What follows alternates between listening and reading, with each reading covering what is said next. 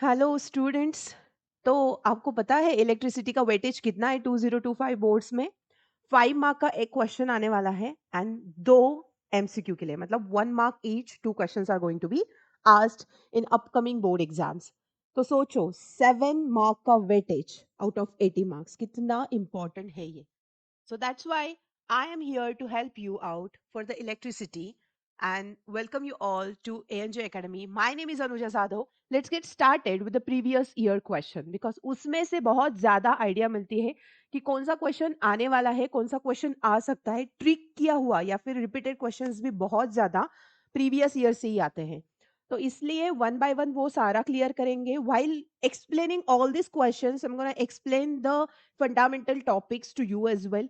Series क्या होता है, पैरेलल क्या होता है, रेजिस्टिविटी क्या होती है, रेजिस्टेंस क्या होता है, all this things we are going to explain. Okay, मुझे ऐसा लगता है कि इफ 1 मार्क का क्वेश्चन आएगा तो एक सिंपल न्यूमेरिकल आ सकता है।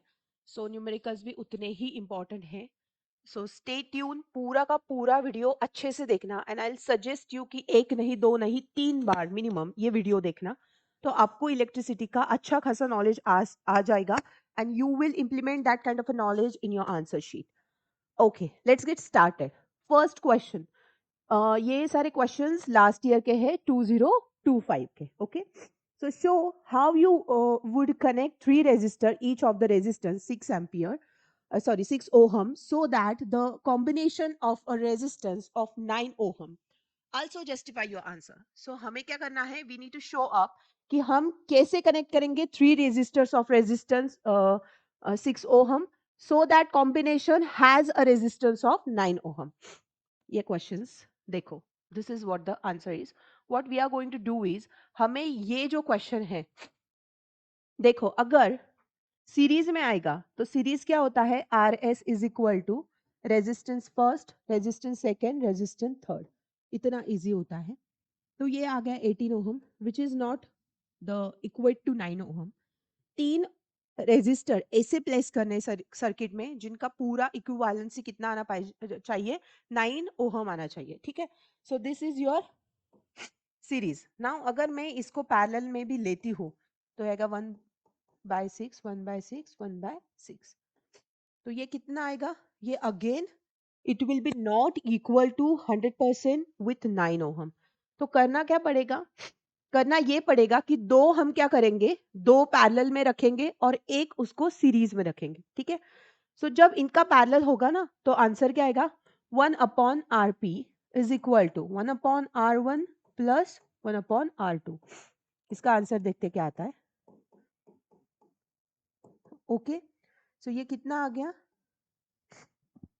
2/6। इसका जो डिनोमिनेटर है ना वो सेम है, that's why there will be no any kind of a cross multiplication. Directly आप क्या करो, एज अ 6 ले लो, 2/6। 2/6 का अगर हम सिंपलेस्ट फॉर्म में कन्वर्ट करेंगे it will be equal to 1/3, है ना।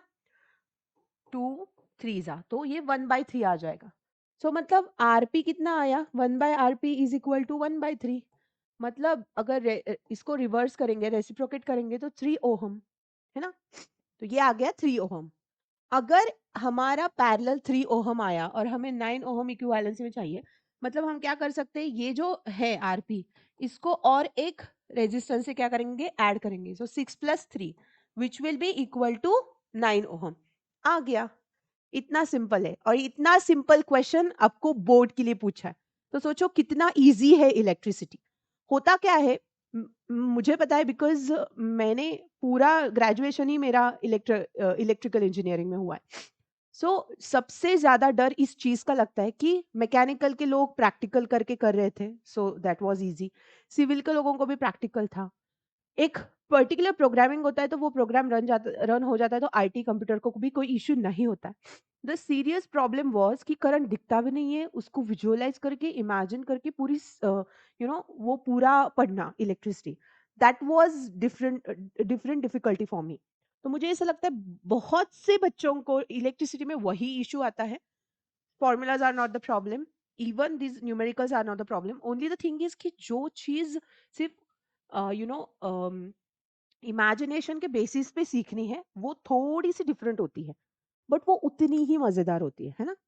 सो दैट्स वाई वो बर्डन आप छोड़ दो और ये वीडियो अच्छे से देखो, आपको बहुत सारा इसमें कवर अप हो जाएगा।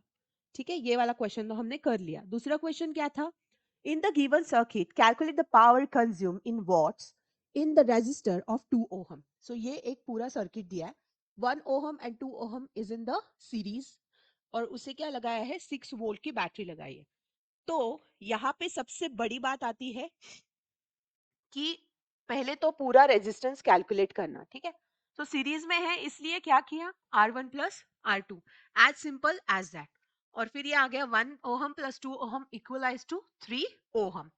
The circuit contains 1 ohm and 2 ohm resistance. So total कितना आ गया वो निकालना है, वो आ गया 3 ओहम। अभी ये जो है दिस इज अ करंट। क्यों करंट निकालना है भाई? बिकॉज पावर का फॉर्मूला क्या है, power is equal to I square R. Power का फॉर्मूला क्या है, आई स्क्वायर आर, है ना? तो सबसे पहली बात क्या करनी पड़ेगी, टोटल रेजिस्टेंस निकालना पड़ेगा सर्किट का। और वो टोटल रेजिस्टेंस मतलब आर इक्विवेलेंट रेजिस्टेंस निकालने के बाद you need to put down in your ohm's law, जो क्या आता है, I is equal to V by R. इसको मैं कैसे ध्यान में रखती हूँ, ऐसे, वीर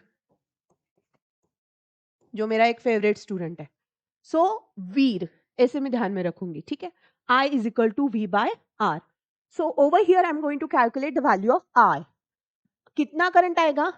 मुझे दी है 6 वोल्ट की बैटरी, मेरा इक्विवेलेंट रेजिस्टेंस है 3, मतलब मेरा करंट कितना आएगा, 2 एम्पियर। कितना आएगा, 2 ampere.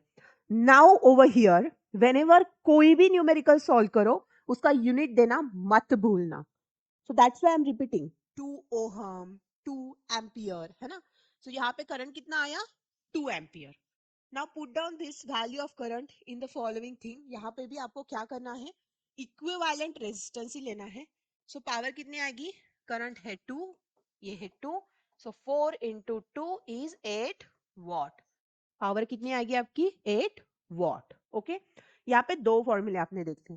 First, I is equal to V by R, which is formulated by Ohm's law, and the second one is P is equal to I square R।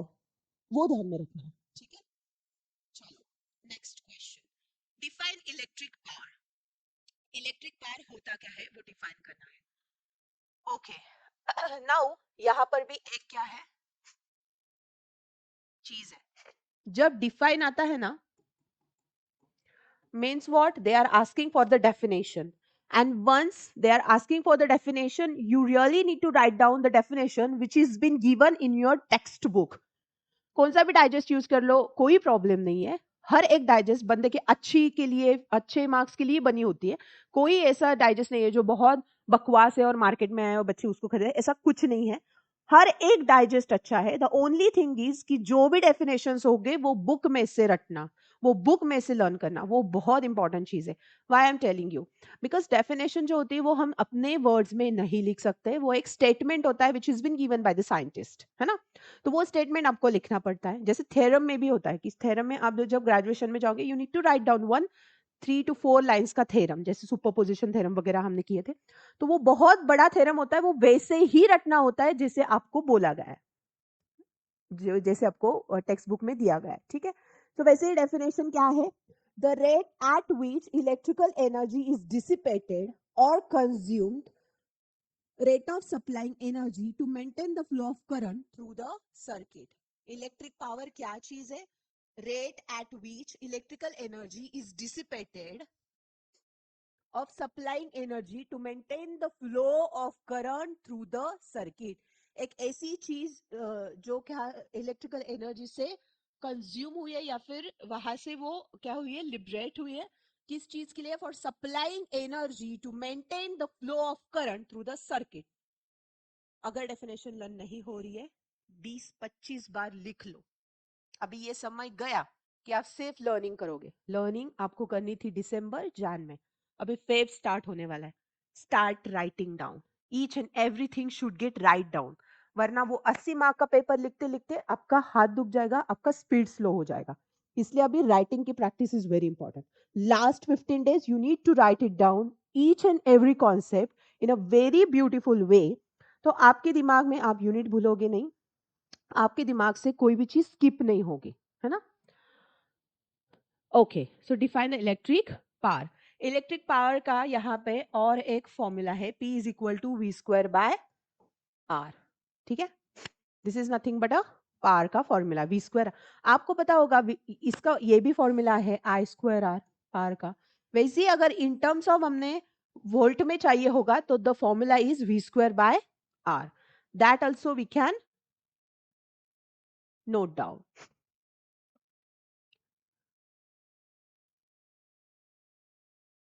दूसरा question क्या पूछा था यहाँ पे कि an electric oven is designed to work on the main voltage of 220 volt. This oven consumes 11 unit of electrical energy in 5 hours. Calculate power rating of the oven, then electric drawn by the oven, and then resistance of the oven when it is red hot. ठीक है, सो एक ऐसा electric oven design किया गया है जिसका main switch पे कितना वोल्टेज वो कैरी करेगा, 220 वोल्ट, है ना? और वो कितने यूनिट्स कंज्यूम करेगा, 11। मतलब यहाँ पे आपको वो सारी चीजें आने वाली है जो चीजें किसके लिए इंपॉर्टेंट है, इलेक्ट्रिसिटी कंजम्पशन न्यूमेरिकल, जो सबसे लास्ट वाला पार्ट है टेक्स्ट बुक का, उस पे। और उस पे क्वेश्चन आते ही आते, 2 मार्क का क्यों ना हो वो क्वेश्चन आता ही आता है।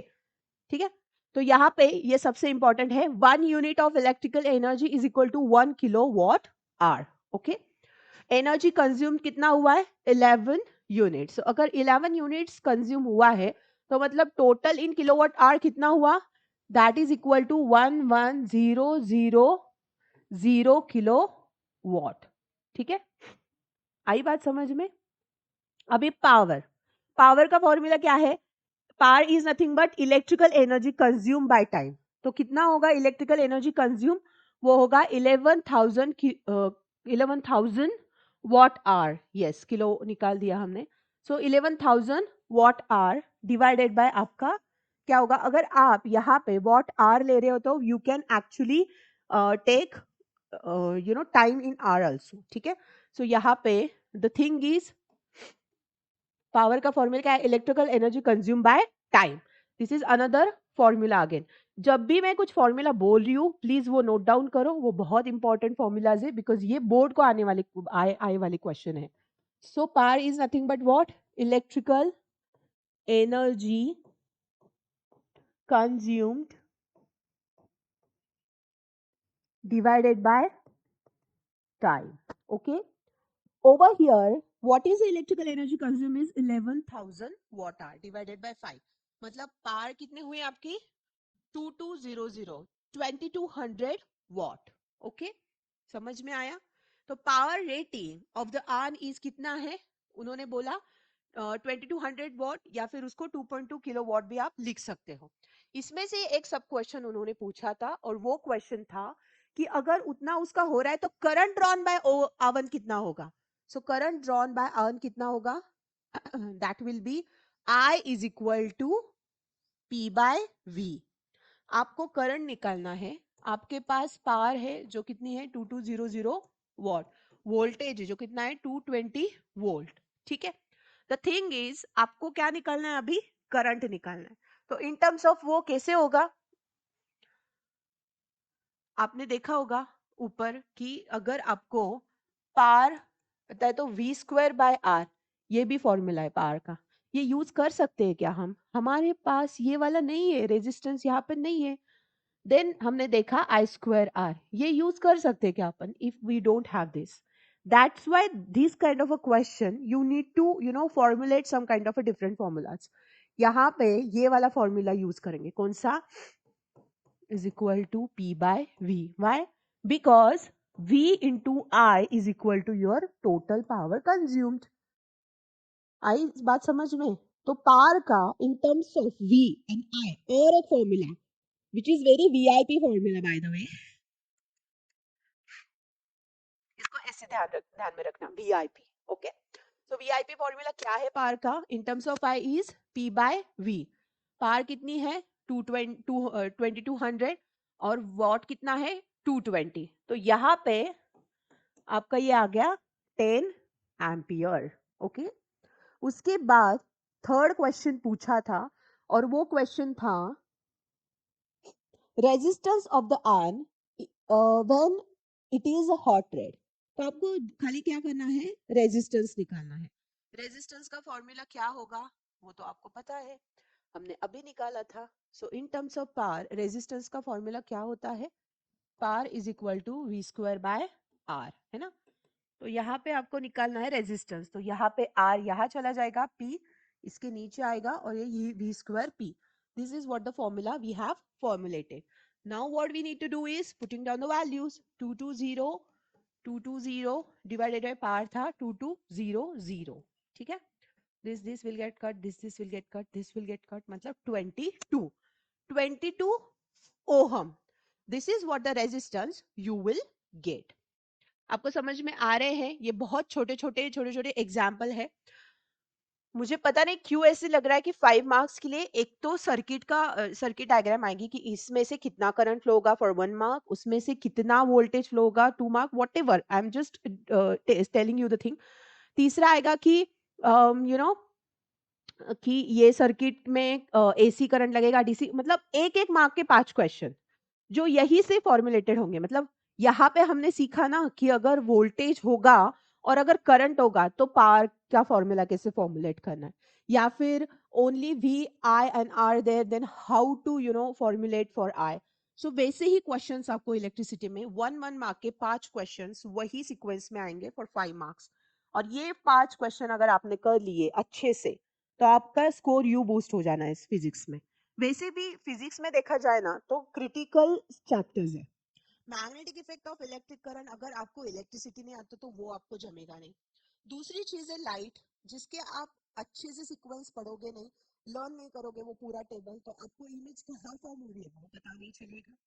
और उसके बाद और एक टॉपिक आता है that is again related to the electricity. So that's why electricity ये फंडामेंटल है। स्टार्ट हमेशा फिजिक्स का इलेक्ट्रिसिटी से ही होना चाहिए। बहुत बार लाइट से भी होता है which is a okay thing, कोई प्रॉब्लम नहीं है। But instead of that quantum physics if basic electricity उसके बाद magnetic effect of electric current आप कर रहे हो, you will get 13 marks from out of 80, which is a very valuable possession for you. That's why electricity इतना important है, ठीक है। Moving to the next question, write the relationship between resistance and electrical resistivity P. मतलब रो है वो वो P नहीं है। Resistivity is been symbolized by rho, excuse me, rho of the material of a conductor in the shape of cylinder of length L and area of cross-sectional capital A. Hence derive the SI unit of electrical resistivity. ये वाला जो question है ना भाई, ये question को मैं झूठ नहीं बोल रही हूँ, 2019 से बार बार देख रही हूँ। मुझे पता नहीं क्या दिलचस्पी रेजिस्टिविटी में एग्जामिनर की, बट ये क्वेश्चन हमेशा आता है और ये 2024 को भी आया था और ये बहुत इंपॉर्टेंट क्वेश्चन है, तो इसको तो आप रट लो। Resistivity is that kind of a phenomenon, resistance is equal to resistivity L by A, ठीक है। So this is your rho which is nothing but your resistivity. तो रेजिस्टिविटी ऐसी होती है, मतलब क्या होता है, अभी इसका हम क्या करेंगे, रो की रेजिस्टिविटी का एक्सप्रेशन निकालना है। तो रो अगर यहाँ पे आएगा तो रेजिस्टिविटी कहाँ चली जाएगी, यहाँ पे चली जाएगी। ये क्या आएगा, R into A by L. Why it is so, why बताती हूँ। ये दोनों यहाँ अगर चले गए, instead of R is going over here, तो आर के साथ ये ए क्या हो जाएगा, मल्टीप्लाई हो जाएगा, उल्टा हो जाएगा ना वहां पे, और एल नीचे चला जाएगा, which is equal to your resistivity. So basically, resistivity is that kind of a phenomenon where you are calculating the resistance per unit length of area. You know, that's why resistance is directly proportional to the length of wire and inversely proportional to the area of the cross section of the wire. Cross section मतलब क्या होता है, wire, ठीक है। ये अगर wire है, इसको मैं बीच में अगर नाइफ से काटू ना तो मुझे जो दिखेगा वो सर्कल दिखेगा, ठीक है। सो क्रॉस सेक्शन एरिया क्या होगा इसका, ये वाला, और cross section area A is क्या होगा, pi R square, because cross sectional area wire का किस में है, सर्कल में है। आई बात समझ में, as simple as that, okay. तो ये रेजिस्टेंस जो है वो हम किस में कैलकुलेट करते हैं?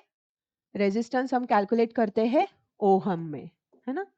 और उसके बाद एरिया को कैलकुलेट करते हैं मीटर स्क्वायर में, डिवाइडेड बाय लेंथ को हम डिनोट करते हैं मीटर में। मतलब आपका जो यूनिट आता है वो आता है ohm metre, which is equal to ohm metre, है ना? ये और ये कट हो जाएगा, ओहम मीटर मिलेगा आपको, which is equal to like this, symbolic representation will be like that. Okay, so basically we done with that also. Then third, मुझे ऐसे भी लगता है कि ये वाला क्वेश्चन पूरा का पूरा वैसे का वैसे क्यों ना आ जाए, तो उतनी अच्छी तरीके से आप ये सॉल्व करना. The resistance of a metal wire of length 3 metre is 60 ohm. Resistance दिया गया है और लेंथ भी दी गई है. क्रॉस सेक्शनल एरिया भी दिया गया है, रेजिस्टिविटी निकालनी है. ठीक है. Cross sectional area is 4 into 10⁻⁷ and calculate the electrical resistivity. चलो निकालते हैं. कुछ नहीं करना है, बहुत इजी है. क्या क्या दिया है हमें? वायर दी है विच इज अ लेंथ, है ना? और लेंथ कितनी दी है हमें?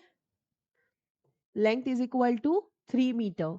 उसके बाद क्रॉस सेक्शनल एरिया दिया है which is 4 into 10⁻⁷ metre square and R which is 60 ohm. Given हमेशा लिखना. आपको थोड़ा सा एक स्वीट ऐसा मिसकंसेप्शन है कि गिवन के मार्क्स मिलते हैं. गिवन के मार्क्स नहीं मिलते, but it shows how desperate you are to get the marks. और वो थोड़ी दिल पिघलाने देने वाली कंडीशन होती है एग्जामिनर के लिए. तो बाद में जो थेरोटिकल क्वेश्चंस आते हैं उसमें आपको अच्छे से मार्क्स दे भी देता है. अगर वहां पे 3.5 देना हो तो 4 दे देता है. मतलब आधे मार्क का वहां पे गेन है. सो गिवन लिखने का भी एक काइंड ऑफ गेन है. टेक्निकली पेपर अच्छे से लिखोगे तो सच में अच्छे मार्क्स मिलने ही मिलने हैं. ठीक है. सो यहाँ पे rho is equal to R into A by L. This is what the formula we are going to have. So resistivity is 60, area is 4 into 10⁻⁷ divided by length is 3. Oh sorry. So ये cut हो गया, ये 20 आ गया, है ना? और ये कितना आएगा? 80 into 10⁻⁷. So 8 into 10⁻⁴ into 10⁻⁷, which is equal to 8 into 10⁻⁶. मतलब the answer is 8 into 10⁻⁶ ohm metre. ये यूनिट बहुत इंपॉर्टेंट है. It carries half mark. ये लिखना मत भूलना. Moving to the third question now. Third question क्या है? State how would electrical resistivity be affected if the wire is stretched so that it is double. भाई साहब ये क्वेश्चन हर टाइम आता है. It will be asked as a question या फिर ये डायरेक्टली क्या आता है? एज अ एमसीक्यू आता है कि अगर वायर को डबल कर दिया तो रेजिस्टिविटी कितनी होगी. अभी रेजिस्टिविटी एंड जो वायर है उसका क्या है? अगर रेजिस्टिविटी बढ़ाओगे तो क्या होगा? रेजिस्टेंस बढ़ाओगे तो वायर का लेंथ भी क्या होना चाहिए? वहां पे बढ़ना चाहिए, है ना? डायरेक्टली प्रोपोर्शनल है. तो उस हिसाब से क्या होगा यहाँ पे? रेजिस्टिविटी क्या होगी? रेजिस्टेंस चेंज होगा, रेजिस्टिविटी चेंज नहीं होगी. बिकॉज रेजिस्टिविटी का जो फिनोमिनॉन है, जो आप रो बोलते हो ना, उसका that actually depends upon the nature of material. वो मटेरियल के नेचर के हिसाब से काम करता है, ना कि कोई लेंथ बढ़े या कम हो उसके हिसाब से. तो आपका रेजिस्टेंस कम ज्यादा हो सकता है, but resistivity will actually change if the nature of the material is been changed. अगर मटेरियल चेंज किया तो रेजिस्टिविटी चेंज होगी, वरना रेजिस्टिविटी कुछ भी करो, एरिया बढ़ाओ, लेंथ बढ़ाओ, कुछ भी बढ़ाओ, वो चेंज नहीं होने वाली है. Okay. Okay, third question. Study the IV graph for three resistors of resistance R1, R2, R3 and select the correct statement for the following. ठीक है. यहाँ पे देखो ये V है वोल्ट और ये है I एम्पियर. तो यहाँ पे कैसा है? R3, R2 and R1. ठीक है. तो आंसर कौन सा आएगा? यहाँ पे सबसे ज्यादा रेजिस्टेंस जो होगा वो R3 का होगा. किसका होगा? R3 का होगा. ठीक है. उसके बाद सबसे कम रेजिस्टेंस किसका होगा? ये सबसे बड़ा रेजिस्टेंस होगा. उसके बाद इसका रेजिस्टेंस, उसके बाद इसका रेजिस्टेंस, है ना? मतलब यहाँ पे सबसे पावरफुल कौन है? R3 पावरफुल है. उसके बाद R2 पावरफुल है, उसके बाद R1 पावरफुल है, according to the graph. Why it is given like this? Because यहाँ पे ये जो करंट है ना वो थोड़ा सा ही डिफ्लेक्ट हुआ है. थोड़ा सा डिफ्लेक्ट हुआ है मतलब व्हाट? यहाँ पे रेजिस्टेंस क्या है? कम है. उसके बाद यहाँ पे रेजिस्टेंस थोड़ा बढ़ गया और इसके बाद यहाँ पे रेजिस्टेंस क्या हो रहा है? ज्यादा बढ़ रहा है. So which one is the following answer? R3 is greater than R2 is greater than R1. ठीक है.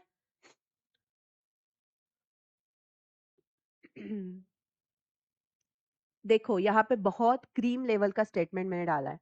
The steeper is the slope, the lower is the resistance. जितना वो क्या करेगा, ऊपर जाएगा, स्टीप करेगा, उतना उसका रेजिस्टेंस कैसे होगा? लो साइड में होगा. ठीक है. Use Ohm's law to determine the potential difference across the 3 ohm resistor in the circuit shown in the following dia. Where the key is closed. यहाँ पे key क्या है? Closed है. The key is closed मतलब the circuit is flowing, है ना? क्या निकालना है भाई? Potential difference निकालना है. User determine the potential difference. ठीक है भैया, potential difference find out करना है. So देखो, सबसे पहली बात, यहाँ पे जो रेजिस्टर्स है वो कैसे है? सीरीज में है. अभी आप बोलोगे मैम ये पैरेलल में दिख रहे, ये पैरेलल में नहीं है भैया. क्यों नहीं है? बिकॉज अगर मैं इसको, इस पूरी चीज को यहाँ पे ऐसे डिजाइन कर लूं, अच्छे से डिजाइन करती हूँ, तो इसका ये वाला टर्म आ जाएगा. यहाँ पे there will be a key and then there will be a battery, है ना? मतलब पूरा का पूरा क्या है? सीरीज में है. एंड दैट्स व्हाई अगर हमको आर इक्विवेलेंट भी निकालना है तो वो क्या आएगा? बहेज R1 plus R2 plus R3 आएगा, है ना? सो that's why 1 plus 2 plus 3 it will B 6 ओम. निकालना क्या है? वोल्टेज निकालना है. अगर वोल्टेज निकालना है तो यहाँ पे क्या करना पड़ेगा? I is equal to V by R. That's why 2 by 6 which is 1 by 3. 1/3 ampere मतलब करंट आया. ये अभी तक हमने रेजिस्टेंस निकाला, इक्विवेलेंट रेजिस्टेंस. उसकी मदद से हमने क्या निकाला? यहाँ पे वोल्ट तो हमने दिया है, volt is given which is 2 और यहाँ पे ये आ गया 6, सॉरी, तो ये आ गया 1/3 एम्पियर. ठीक है. अभी क्या निकालना है? वोल्टेज. सो वोल्टेज कितना निकलेगा? यहाँ पे करंट डालना है, यहाँ पे क्या डालना है? रेजिस्टेंस डालना है. तो पूरा वोल्टेज कितना निकलेगा? पूरा वोल्टेज निकलेगा 1 वोल्ट. तो पूरे सर्किट में कितना वोल्ट होगा? 1 वोल्ट. ओके, चलो let's get started with the fifth question. Okay, moving down to the next question, fifth question. In case of 4 wires of same material, the resistance will be minimum if a dia and the length of the wire respectively are. सबसे बड़ी बात, resistance बोला है. क्या बोला है? Resistance. Resistance का क्या कनेक्शन है? It is reciprocal to cross sectional area. अगर ये वाला टर्म मतलब सबसे ज्यादा अगर उसकी डाया होगी तो 101% उसका रेजिस्टेंस मिनिमम होगा, है ना? तो I am choosing this option without seeing this because ये 4D सिर्फ इधर ही है. So fourth D option is correct. Excuse me. Explain in brief the function of an electric fuse in a domestic circuit. An electric heater of the current which is having rating 3 kilowatt 220 volt is to be operated in an electric circuit of rating 5 ampere. What is likely to happen when the heater is switched on? Justify your answer with necessary calculation. Over here, what will happen? Over here, see, the thing is,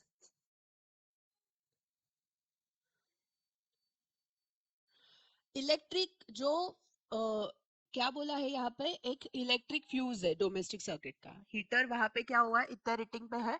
तो क्या होगा अगर heater switch on हो गया तो? The an electric fuse is safe. It's a safe device. It's a safety device. Why the fuse is been used? For the safety purpose, है ना? तो अगर ओवर करंट फ्लो हो रहा होगा तो फ्यूज क्या करता है? वो वर्किंग कंडीशन में आ जाता है, एक्टिव हो जाता है, वो सर्किट को ब्रेक कर देता है. by melting the wire. So an electric fuse is a safety device used in electrical circuit to prevent excess current flowing through the wires and damaging the circuit components. Oh my God, what a clear and loud statement is that. क्या statement है? Electric fuse is a safety device used in electrical circuit to prevent excess current from the flowing through the wires and damaging the circuit components. Write down this statement. This statement is very very important. Why I am telling you? अगर आपको कोई question ऐसे आए कि fuse को define करो, तो ये वाला आपका प्योर एंड क्लियर स्टेटमेंट या फिर डेफिनेशन है. So write it down. What is fuse? Write it down. It's a safety device used for what purpose? If the overcurrent is drawing, then the fuse will be get activated and it will break the circuit, by melting the wire in it. है ना? That's why it has been used. It is designed to melt and break the circuit when the current exceeds in from a certain limit. अगर वो 220 what का current है और यहाँ पे 250 what अचानक से आ गया मानो, तो वो क्या कर देगा? वो सर्किट को पूरा ब्रेक कर देगा. ब्रेक करने के बाद your whichever appliances are there, electrical appliances, that will be in a safety mode. ठीक है? Okay. This helps to protect the wiring and connected appliances from damage due to overcurrent. So power कितना दिया है? 3 kilowatt, which is equal to 3000 watt. उसके बाद क्या दिया है? उसके बाद दिया है वोल्टेज, एंड आपको निकालना है कि उसमें करंट कितना आना चाहिए कि जैसे वो क्या हो, अच्छे से कैरी कर सके. ठीक है? तो यहाँ पे उन्होंने करंट भी दिया है और करंट कितना है? 5 एम्पियर है ना? तो अगर पावर इतनी है और वोल्टेज इतना है तो मिनिमम कितना करंट आना चाहिए? पावर कितनी है? 3000 डिवाइडेड बाय 220, कितना आना चाहिए? 13.63 एम्पियर. इतना करंट यहाँ पे आना चाहिए. अगर 13.63 एम्पियर करंट नहीं है और यहाँ पे करंट की रेटिंग ओनली 5 एम्पियर है, मतलब significantly heater is getting higher on the thing, and वो क्या कर देगा फिर? This means that current drawn by the heater is significantly higher than the circuits rated current. Since यहाँ पे अगर वो ओवरलोड हो गया current, the fuse will blow to protect the circuit. Fuse will disconnect the heater from the circuit, preventing further damage of the wires and avoid potential hazard like overheating or a fire. तो क्या होगा? क्या होगा? ये पूरा statement बहुत important है. Since the current drawn by the heater is this exceeds the current rating of the circuit 5 ampere, the current, इसका current rating 5 ampere तक ही था, अपना जो flow हो रहा है वो 13.64 या 63 flow हो रहा है. What will happen? The circuit will be overloaded and the fuse will blow to protect the circuit. The fuse will disconnect the heater from the circuit, preventing further damage to the wires and avoiding potential hazards like overheating or fire. Okay. Chalo, let's get started with the 7th question. State Ohm's law. Write the formula for the equivalent resistance R of the parallel combination of 3 resistor R1, R2, R3. Parallel बोला है. चलो, तो Ohm's law क्या है? Ohm's law का statement. ठीक है? State ohm's law मतलब ओहम्स लॉ का स्टेटमेंट. ये वैसे का वैसा ही लिखना है जैसे मैंने बोला है यहाँ पे. ओहम्स लॉ का स्टेटमेंट क्या है? So the statement is the potential difference V across the ends of the given metallic wire in an electrical circuit is directly proportional to the current flowing through it, provided its temperature remains the same. This is what the statement is. Okay. उसके बाद बोला है कि अगर यहाँ पे R parallel में होगा तो उसकी वैल्यू कितनी आएगी कॉम्बिनेशन में, अगर वो पैरेलल में होगा. ठीक है? तो अगर वो पैरेलल में होगा तो वो आएगा 1/RP will be equal to 1/R1 plus 1/R2 plus 1/R3. है ना? तो ये इसका आंसर क्या आएगा? This is what the formula we are going to write down. ठीक है? Find the resistance of the following network of resistors. इसका रेजिस्टेंस फाइंड आउट करना है. इसमें सबसे बड़ी बात क्या है पता है? इसमें दो पैरेलल में है. ये वाला जो है ना, ये दोनों क्या है? पैरेलल में है. तो ये आएगा 1/R प्लस 1/R. और ये आएगा उसका सीरीज में, ठीक है। सो सबसे पहला पैरेलल में क्या आएगा, RP is equal to 1/rp। So ये क्या आएगा 2/r, है ना, इज इक्वल टू 1/rp। मतलब अगर रेसिप्रोकेट किया तो rp is equal to r/2। r/2 को फिर से r में क्या करना पड़ेगा, सीरीज में है तो क्या करना पड़ेगा, ऐड करना पड़ेगा। तो कितना होगा, r plus 2r, cross combination, cross multiplication, 3r/2। So answer आया 3/2r। ओके, इतना इजी होता है। आप बताओ मुझे, कहाँ यहाँ पे एक क्वेश्चन भी आपको ऐसे नहीं दिखेगा जो बहुत हार्ड है या फिर आपको डाइजेस्ट नहीं हो रहा है। अभी ये केस बेस्ड स्टडी है, फिलहाल तो फिजिक्स में केस बेस्ड स्टडी इलेक्ट्रिकल का आने ही नहीं वाला है, फिर भी हम ये ट्राई करेंगे। क्यों ट्राई करेंगे, बिकॉज इससे हमारे जो फंडामेंटल कॉन्सेप्ट है इलेक्ट्रिसिटी के वो अच्छे से क्लियर हो जाएंगे। दैट्स वाई हम ये ट्राई करेंगे। फिजिक्स में केस स्टडी ट्राई करना ओके है, बट केमिस्ट्री और बायोलॉजी में पूरी की पूरी केस स्टडी अलग आती है ना। सो दैट्स वाई वहां पे टिपिकल टॉपिक की ही केस स्टडीज हम करेंगे। Now over here we are concentrating on case based or source based question. In a domestic circuit, 5 LED bulbs are arranged as shown. The source voltage is 220 volt and the power rating of each bulb is marked in the circuit diagram. यहाँ पे power rating हर एक bulb की दी गई है। Based on the following circuit diagram, answer the question. State what happens when key 1 is closed, key 2 is closed. अगर key 1 closed है यहाँ पे तो क्या होगा, तो यहाँ पे key 1 close है मतलब क्या होगा, कौन सा बल्ब जलेगा, ऊपर वाला बल्ब जलेगा, है ना। देखो बल्ब ए विल ग्लो, ऊपर वाला बल्ब क्या होगा, ग्लो होगा। बिकॉज की अगर की वन, देखो की वन क्लोज कर दी ना यहाँ पे, तो सर्किट क्या होगा, यहाँ से इसमें फ्लो होगा, ठीक है, यहाँ पे नहीं जाएगा बिकॉज की टू क्या है यहाँ पे ओपन है। सो जब की वन क्लोज की जाए तो सिर्फ ये जो बल्ब है ए वो ग्लो करेगा, ठीक है। उसके बाद की टू हम क्लोज करेंगे। सो के टू जब मैं क्लोज करूंगी तो क्या होगा, ये वाला बल्ब नहीं ग्लो होगा बिकॉज इसका सर्किट तो कंप्लीट ही नहीं, बट इसका सर्किट कंप्लीट हो जाएगा। ये पूरा सर्किट कंप्लीट हो गया। अगर ये पूरा सर्किट कंप्लीट हो जाएगा तो E D C and B, मतलब B C D E bulb क्या हो गए, ग्लो हो जाएंगे, ठीक है। Find the current drawn by the bulb B when it glows. अभी यहाँ पे उसकी रेटिंग दी है, रेटिंग दी है तो हम इजीली फाइंड आउट कर सकते हैं कि इसका करंट कितना होने वाला है, ठीक है।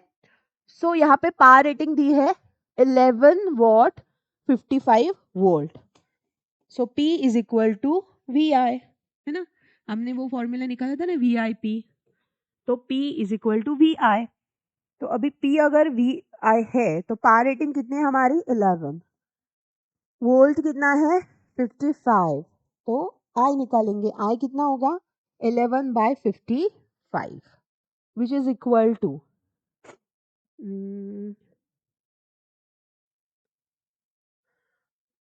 0.2 if I am not wrong, because ये 11 1 जा 11 5 जा आ जाएगा, है ना। चलो मैं करके दिखाती हूँ, ये देखो ये 11/55, 11 1 जा 11 5 जा 1/5। इसको ना डिवाइड मत कर दे बेटने, एक तो 0.2 लिख देना अगर आप स्मार्ट हो गए, वरना नीचे की टर्म को 10 में 10 प्लेस में कन्वर्ट करना, 10 100 या फिर इसको 2 से मल्टीप्लाई किया, ऊपर से भी 2 को मल्टीप्लाई किया, 2/10 आया, मतलब क्या डेसिमल दे रहने का 0.2 एम्पियर। सो कितना 0.2 ampere will be flow from this B, ठीक है। Calculate the resistance of B. Okay. Total resistance of combination of 4. B, C, D, E. Okay. Resistance I निकाला है, V है, तो फिर V का फॉर्मूला यूज करेंगे, R is equal to V/I। R कितना है वो निकालना है, V कितना था हमारा 55 वोल्ट, I कितना है 0.2, है ना। तो कितना आएगा ये, that will be equal to, देखो 550 डिवाइडेड बाय 2, दोनों को क्या किया 10 से मल्टीप्लाई किया, इट विल बी 275 ओहम, ठीक है। Okay, now resistance of the bulb B, resistance of bulb निकाला, टोटल रेजिस्टेंस निकालना है। टोटल रेजिस्टेंस कितना आएगा, दोनों का जब अगर ये सीरीज में है तो डायरेक्टली क्या करेंगे 4 से मल्टीप्लाई कर देंगे, 4 into 275 which is equal to 1100 watt. समझ में आया। उसके बाद नेक्स्ट क्वेश्चन, नेक्स्ट क्वेश्चन क्या है, What would happen to the glow of all the bulbs in the circuit when key K1, K2 both are closed and the bulb C suddenly get fused? ठीक है, so दोनों की closed है तो सारे bulb glow करेंगे और उसमें से C जो है मतलब ये बीच में वाला तो ये क्या होगा सडनली फ्यूज हो जाएगा ये वाला है ना तो क्या होगा ठीक है चलो देखते हैं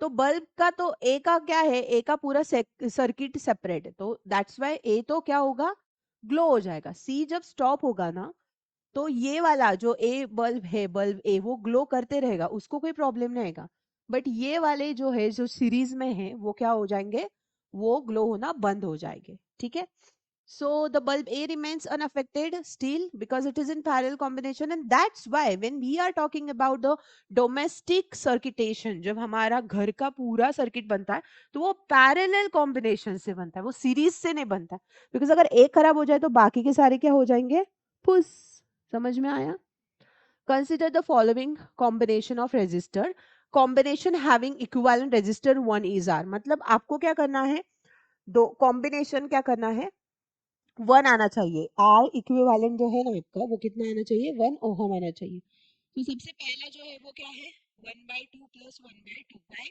बिकॉज दिस इज पैरेलल है ना तो ये कितना आएगा 2/2 which is equal to 1 ohm है ना बट यहाँ पे 1 से रिलेटेड एक ये दिया है और एक ये दिया है और एक ये दिया है मतलब अपने को अभी सेकंड भी देखना पड़ेगा सेकंड क्या है 1/3 प्लस 1/3 प्लस 1/3 क्या हो गया 3/3 मतलब ये भी आ गया है ना सो ये और ये दोनों आ गए उसके बाद हमने देखना है थर्ड थर्ड में क्या होगा थर्ड में एक तो ये 6 है 6 + 6 कितना है ये सीरीज में है 4 + 2 ये सीरीज में 3 + 3 6 ऊपर देने का पैरेलल बिकॉज ये दोनों क्या है दोनों का इक्विवेलेंस पैरेलल कॉम्बिनेशन में तो ये 2/6 विच इज इक्वल टू 1/3 मतलब 3 ohm this is not the correct option और ये वाला जो फोर्थ है फोर्थ में क्या है फोर्थ में इट इज लाइक 0.5 एंड 0.5 ठीक है 0.5 मतलब ये पैरेलल में आ गया है ना पैरेलल में क्या आ गया 1/2 प्लस 1/2 बट ये ट्रिकी क्वेश्चन है ये ऐसे नहीं लिखते आएगा क्यों नहीं लिखते आएगा 0.5 जो होगा वो डिनोमिनेटर में जाएगा ना ऐसा तो ये क्या होगा 2 + 2 विच इज इक्वल टू 4 ये भी नहीं आएगा मतलब the right answer is first and second मतलब ऑप्शन सी इज करेक्ट समझ में आया Oh my God, this is again an important question because ये अब तक आया नहीं था. Electric iron of resistance 20 ohm draws a current of 5 ampere. The heat developed by heat का formula guys. और heat का formula बहुत important है. Heat का formula होता है heat is equal to I square RT. ये हमेशा याद में रखना. Heat का formula क्या होता है I square RT. Actually heat जो होता है ना वो पीटी होता है power into time that is heat और पावर का फॉर्मूला क्या होता है I square R that's why it is I square R T तो यहाँ पे आई स्क्वायर उन्होंने कितना दिया है 5 का square into resistance 20 into 30 second मतलब कितना आया 25 into 600 which is equal to 150,000 joule. Okay, this is what the answer is. Answer A. Okay.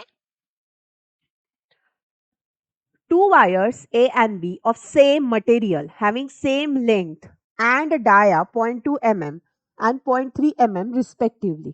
दो wires है A and B और material same है. Material same माने resistivity same है ना तो दोनों का जो रो होगा वो same होगा. Having the length and the dia is like this. Having same length and dia is like this. Length भी क्या है same है. Dia क्या है different है.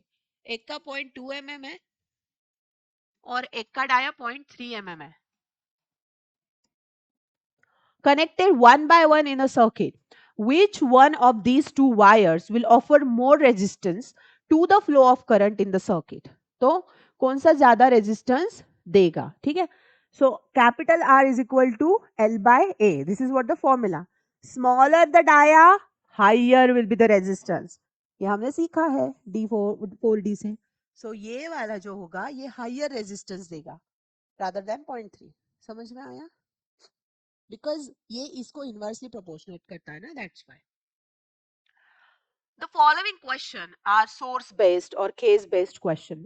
Read the case carefully and answer the question that follows. Study the following circuit. Okay, किया. 4 6 16 parallel series में है और उनको सीरीज में कनेक्ट करके पैरेलल में छोड़ा है 8 8 ओम को. ठीक है, 6 वोल्ट का है. On the basis of the circuit, ये ऐसे वाले क्वेश्चन 5 मार्क्स को आएंगे, समझना. ऐसे वाले जिसमें ये 1 2 3 4 5 ऐसे 5 क्वेश्चन 1 1 मार्क के लिए पूछेंगे और ये बहुत सिंपल रहेगा, है ना. On the basis of this circuit, answer the following question. Find the value of total resistance between point A and B. ठीक है, टोटल रेजिस्टेंस फाइंड आउट करना है यहाँ से यहाँ तक, मतलब इनको ऐड करना है बस. 6 + 4 + 16, बाकी कुछ नहीं करना है. ठीक है, टोटल रेजिस्टेंस कितना आएगा? फर्स्ट का 26 ओहम. दूसरा, find the resistance between point B and C. Oh my god, now over here जब बी का रेजिस्टेंस फाइंड आउट करेंगे तो क्या होगा?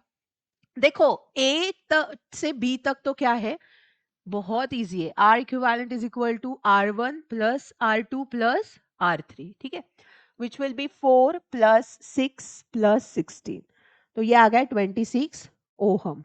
ओके, उसके बाद बी से लेके सी तक क्या है? पैरेलल है. 8 ohm 1/8 + 1/8 which is equal to 2/8. 2/8 को क्या करना पड़ेगा? उल्टा, बिकॉज ये 1/RP है. रिवर्स करेंगे तो 8/2, मतलब ये कितना आएगा? That will B 4 ohm. ठीक है, calculate the current drawn from the battery when the key is closed. तो की क्लोज्ड है तो इसका क्या निकालना है? हमें करंट निकालना है. भाई साहब, जब हमें करंट निकालना है ना, सबसे बड़ा स्टेप हमें लेना पड़ेगा इक्विवेलेंट रेजिस्टेंस कितना है. तो जब ये भाई साहब 26 और 4 यहाँ पे आएंगे तो ये इसका सीरीज में हो जाएगा. ये पूरा क्या हो जाएगा? सीरीज में हो जाएगा. तो 26 + 4 will be 30 ohm. That will B total current find out करने के लिए लगेगा 30 ओहम. और फिर लगेगा वोल्ट. ठीक है, बताओ क्या फॉर्मूला है करंट निकालने के लिए? Current is equal to V/R. Volt है 60, ये है 30. 10 2 है ना, सो 0.2 एम्पियर. समझ में आया? उसके बाद सी में और एक पूछा था. In the above circuit the 16 resistor और the parallel combination of 2 resistor 8, which of the one of the two will have more potential difference across the two ends? Justify your answer. उन्होंने बोला है कि एक दिया है 16 ओहम रेजिस्टर और दूसरा दिया है 8 ओहम. तो सब में इसमें ज्यादा पोटेंशियल डिफरेंस किस में होगा? तो अगर जस्टिफाइंग माय आंसर, हमें डायरेक्टली क्या करना पड़ेगा? वोल्ट फाइंड आउट करने के लिए दोनों डिफरेंट रेजिस्टर्स को ट्राई करना पड़ेगा. I into R, I into R. पहला दिया था 16, है ना, सो 0.2 एम्पियर हमारा आया था. 16 को मल्टीप्लाई करेंगे, दूसरा 0.2 एम्पियर. वैसे ही रेजिस्टेंस कितना बोला था उन्होंने? 4 बोला था, है ना. तो यहाँ ये आ गया 3.2 वोल्ट और ये आ गया 0.8 वोल्ट. मतलब ये वाला 16 ओहम वाला जो है that is a correct option. Moving to the next question. An electric source can supply a charge of 500 coulomb.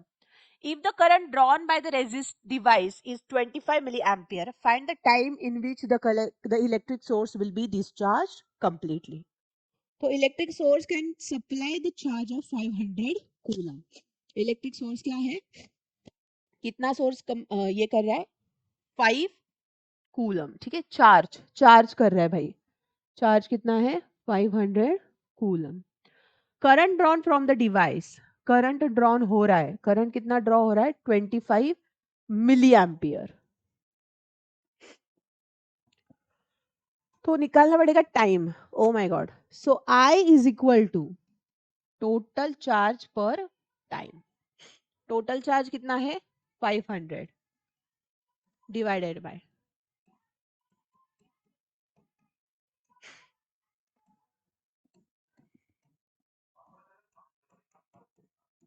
ये ऊपर होके पॉजिटिव हो जाएगा.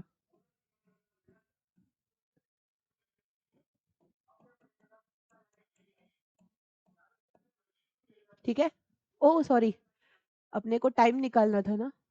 नहीं, 500 coulomb and I is 25 into 10 raised to minus 3 ampere milliampere मतलब। तो क्या निकालना था हमें I is equal to Q by T, है ना। सो मतलब T यहाँ पे आ जाएगा, Q यहाँ पे आ जाएगा, Q by I। So 500 divided by 25 into 10 raise to minus 3, 20 into 10 raise to 3, ये ऊपर जाएगा तो पॉजिटिव हो जाएगा। So 2 into 10 raise to 4 second. Okay, समझ में आया।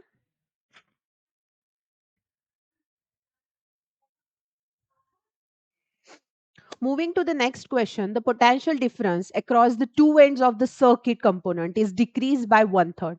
क्या हुआ है, potential difference one third ने कम हो गया है in its of its initial value, जो initial value थी उससे वो तो one third कम हो गया है, while the resistance remains constant, और उसमें resistance constant है। So what change will be observed in the circuit? Circuit में कौन सा change आपको दिखने को मिलेगा? Name and state the law which helps us to answer this question. यहाँ पे उन्होंने क्लियर कट हमें क्या बोला है, पोटेंशियल डिफरेंस मतलब V, उसके बाद रेजिस्टेंस एंड I, ये तीनों कंपोनेंट एक ही लॉ में आते हैं which is our Ohm's law, है ना। तो ये ओहम्स लॉ को क्या बोल रहे हैं, जस्टिफाई करो with the help of Ohm's law. ठीक है, तो आपको डायरेक्टली क्या लिखना पड़ेगा, ओहम्स लॉ का स्टेटमेंट लिखना पड़ेगा। दूसरी चीज क्या होगा, तो यहाँ पे अगर आपको पता है कि अगर वोल्टेज कम होगा तो वोल्टेज क्या होता है, voltage is directly proportional to the current, तो करंट भी क्या होगा, वन थर्ड वैल्यू में कम हो जाएगा, है ना। एंड सेकंड क्या, ओहम्स लॉ, ओहम्स लॉ का आपको स्टेटमेंट लिखना है, the potential difference across the end of conductor is directly proportional to the current flowing through it provided its temperature remains the same. Okay, then second question, draw a schematic diagram of the circuit consisting of a battery of 4 1.5 volt cell, 4 cell है 1.5 volt के, a 5 ohm resistor, 10 ohm resistor, 15 ohm resistors and a plug key all connected in series. Now find the electric current passing through the circuit, potential difference across the 10 ohm resistance while the plug key is closed. Okay, we have all the information and we just need to draw the diagram. So over here R1, R2, R3 are in the series and over 6 ohm resistance is connected. ठीक है, उन्होंने क्या दिया था, 1.5 volt का दिया था ना हमें इसमें कि 4 सेल्स है 1.5 वोल्ट के, तो 4 सेल्स मतलब वो 6 वॉट का क्या आ गया, पूरा बैटरी आ गया, एंड 5 15 एंड 10 एंड 15 के रेजिस्टेंस में कनेक्टेड, की is close. So this is what the schematic diagram over here. हमेशा याद रखना आपकी जो भी, एक तो लीड पेंसिल यूज करना, नहीं हो तो पेंसिल अच्छे से शार्प करके, ये आपके जो रेजिस्टर्स है ना वो अच्छे आने चाहिए।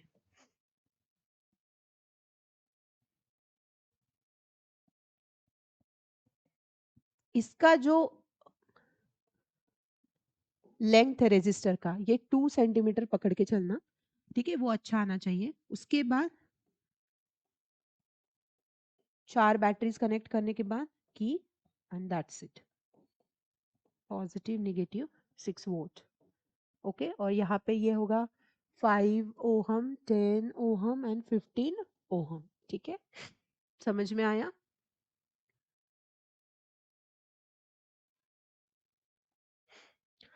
हमें पूछा गया है कि इसमें से करंट कितना फ्लो होगा, तो आपको ये तो पता होगा कि टोटल अगर रेजिस्टेंस आर इक्विवेलेंट करना है तो ये तो पैरेलल में है, तो पैरेलल में ये आएगा R1 plus R2 plus R3 which is equal to 5 plus 10 plus 15 माने 30 ओहम, है ना। सो 30 ओहम आई निकालना है तो क्या आएगा, V बाय R, वोल्टेज कितना है 6, रेजिस्टेंस 1/5 मीन्स 0.2 एम्पियर। ओके, और फिर टोटल वोल्ट निकालना होगा तो वो भी निकाल सकते हो आप। टोटल वोल्ट है I into R which is 0.2 into 10 which is 2 ohm. Okay, तो मुझे ऐसा लगता है सेकेंड का पूछा है कि यहाँ सेकेंड में कितना, हाँ 10 रेजिस्टेंस से अगर निकालो तो 10 रेजिस्टेंस से निकालना होगा तो करंट लेना है, रेजिस्टेंस उतना लेना है, and you can just find out कि कितना वोल्टेज वहां से फ्लो हो रहा है, राइट। उसके बाद the next question is given, when the potential difference between 2 points said to be 1 volt. Okay, potential difference दोनों का कितना आना चाहिए, सेट टू बी 1 वोल्ट, तो वो कैसे आएगा, When 1 joule of work is done to move a charge of 1 coulomb from the point, then it will be equivalent to 1 volt, है ना? मतलब वोल्ट का जस्ट डेफिनेशन बोला है गाइस. वोल्ट का डेफिनेशन क्या होगा? That is nothing but what? VIP guys, VIP. So एक कूलम, एक पॉइंट से पर work done, 1 joule of work is done to move one charge of 1 coulomb, then it will be having that certain kind of a volt, है ना? उसके बाद the next question is, a copper wire has a dia of 0.2 meter mm and resistivity of 1.6 into 10 raised to minus 8 ohm meter. What will be the length of this wire to make its resistance 14 ohm? How much does the resistance change if the dia of the wire is double? तो अगर diameter double किया तो उसका कितना क्या होगा? Resistor change होगा. That we need to find out. So dia कितना है? 0.2 mm, which is equal to 0.2 mm कितना होता है? 2 into 10 raised to minus 4. कैसे आया दिखाती हूँ. 0.2 mm, which is equal to 0.2 into 10 raised to minus 3 meter. इसका भी एक वहां पे चला जाए. So 2 into 10 raised to minus 1 into 10 raised to minus 3 meter. ये क्या होगा? Law of exponential. 2 into 10 raised to, ये ऐड हो गए, minus 4 meter. ठीक है. So over here this value will come. Then resistance कितना आया? 14 ohm. रो कितना आया? रो इज गिवन, रो हमेशा दिया रहता है. एंड जो एरिया है उसको क्या किया है? एरिया को 1/4 किया है. सो पाई आर स्क्वायर बाय 4. ठीक है. तो यहाँ पे सब फॉर्मूलाज डालेंगे. रो एल बाय ए, तो कितना आएगा? इट विल बी, रो की वैल्यू कितनी है? That is 1.6 into 10 raise to minus 8, है ना? देन लेंथ कितनी है? Length is given. लेंथ कितनी दी उन्होंने कि आपका जो एरिया है उसका क्या है? वो फोर्थ है ना? एरिया का फोर्थ है. Just minute, I need to check the question. हाँ, डायमीटर डबल की है, डायमीटर डबल की है एंड लेंथ भी नहीं दी है. Length of the wire, what will be the length of wire, वो निकालनी है. Resistance is given, right. So यहाँ पे हमने क्या किया है कि एरिया को 1/4 कर दिया and then we put down whole value over here. तो ये आएगा 4L, बिकॉज उन्होंने क्या किया है, ये एरिया का जो था ना 4, वो वहां पे चला गया, है ना? लेंथ निकालनी होगी तो लेंथ का फॉर्मूला क्या हो जाएगा फिर? ये आपका पाई डी स्क्वायर, मतलब area into resistance divided by 4 into resistivity, है ना? तो 22/7 पाई आ गया आपका, इंटू आपका जो रेजिस्टिविटी का फिनोमिनॉन है, तो उसके लिए ये वाला आपका एरिया, उसके बाद 4 इंटू रेजिस्टिविटी भी निकालेंगे, इंटू आपका रेजिस्टेंस, है ना? तो ये 7 2 जा 4, 2 11 डिवाइडेड बाय 1.6 इंटू ये हो गया 10 raise to minus 8 divided by 10 raise to minus 8. ये कैंसिल हो जाएगा. 11 upon 1.6. This is what the answer is. इसको आप कन्वर्ट कर सकते हो. तो ये आएगा 110/16. दोनों को 10 से मल्टीप्लाई किया तो.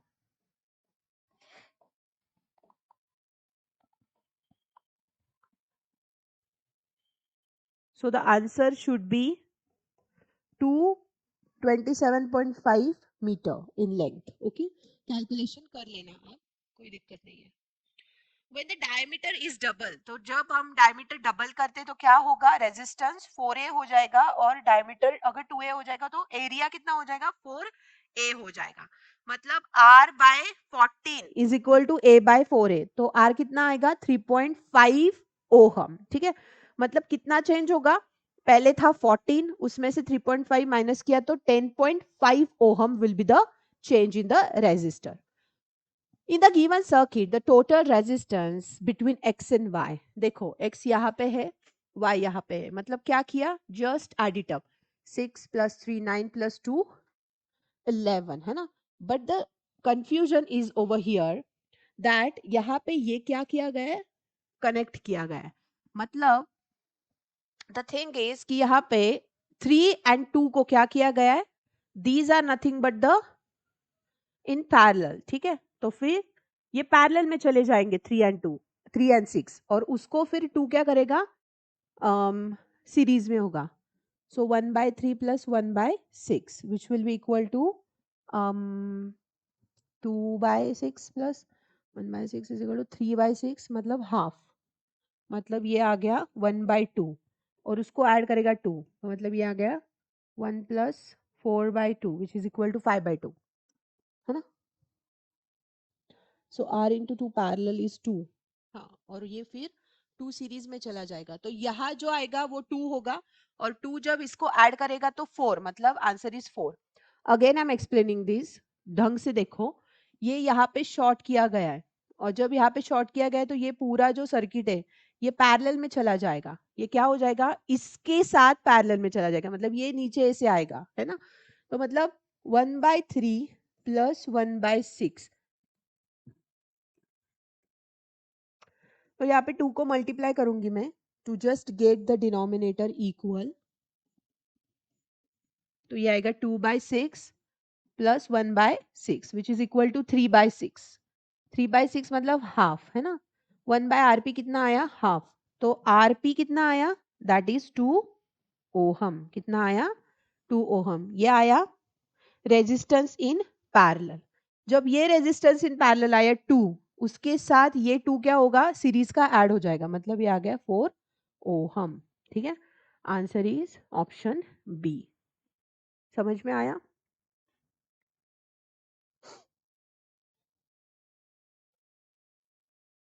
Okay, draw a schematic diagram of the circuit consisting of a battery of 4 dry cell. 4 cell की बैटरी है, 1.5 वोल्ट, मतलब वो क्या हो गई, 4 इंटू 1.5, मतलब 6 वोल्ट इन टोटल. ओके, उसके बाद ये जो 2, 6 एंड 16 है ना, ये प्लग की के साथ कनेक्टेड इन सीरीज. ठीक है, तो मतलब एक आ गया 2, एक आ गया 6, एक आ गया 16, और ये क्या है, 2 ohm, 6 ohm and 16 ohm is in plug key. ठीक है, connected in series. Put an ammeter to measure the current. Okay, यहाँ पे एमीटर होगा, बट भाई साहब ये एमीटर जो होगा ना वो सीरीज में कनेक्टेड होता है. ठीक है, and volt meter across the 16, volt meter parallel में कनेक्टेड होता है. So this is a volt meter. Okay, fine enough. 4 batteries and अ की. ठीक है,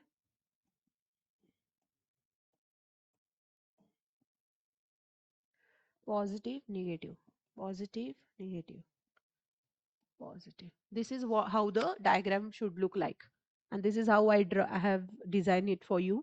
तो यहाँ पे जब भी यहाँ से जाएगा वो पॉजिटिव जाएगा, फिर ये निगेटिव जाएगा, फिर ये क्या जाएगा, this is nothing but again positive. ठीक है, और फिर निगेटिव, और निगेटिव यहाँ पे फिर से आ जाएगा, ये ध्यान में रखना. यहाँ पे आपको चाहिए तो यहाँ पे पॉजिटिव, निगेटिव और 6 वोल्ट डाल देना. ठीक है, this is how the figure should be. समझ में आया. उन्होंने पूछा है कि पूरा करंट ओहम्स लॉ के अकॉर्डिंग पूरा करंट कितना फ्लो होगा. तो what we have is our volt and resistor.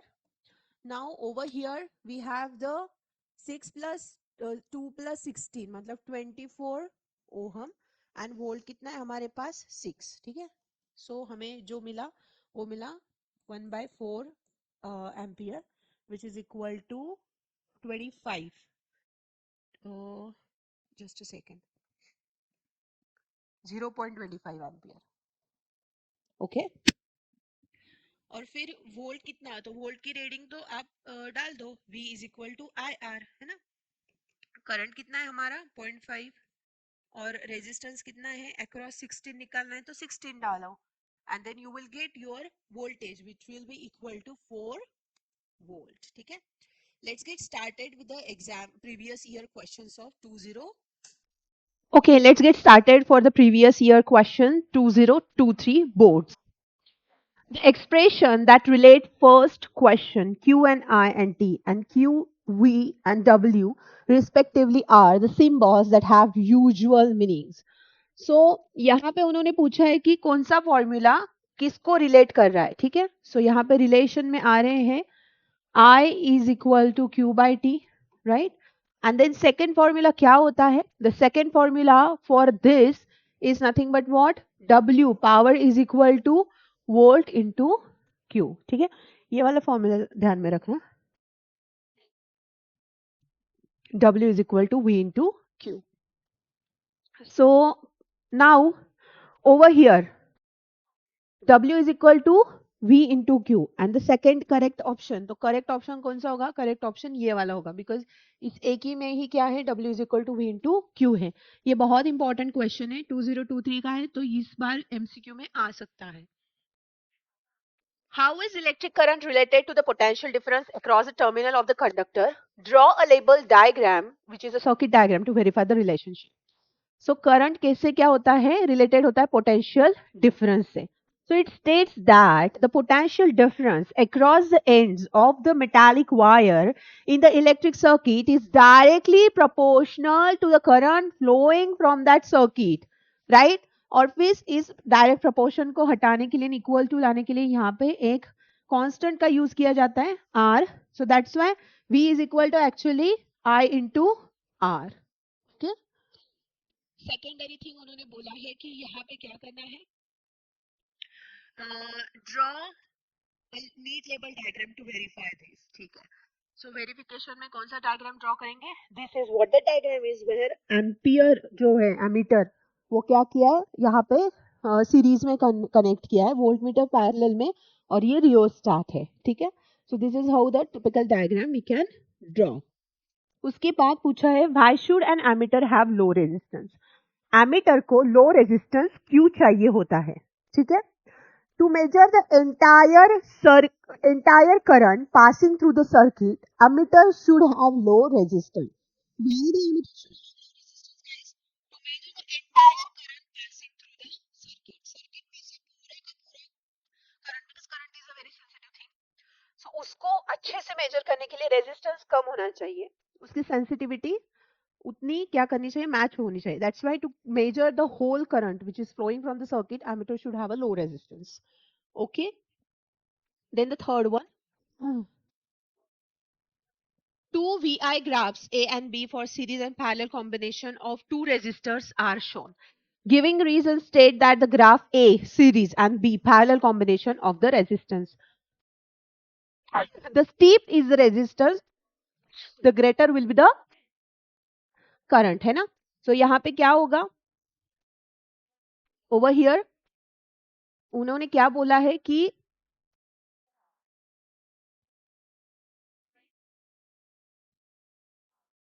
Okay, तो यहाँ पे उन्होंने क्या बोला है कि दो अगर कंपोनेंट दिए तो उनको सीरीज एंड पैरेलल में क्या किया जाए?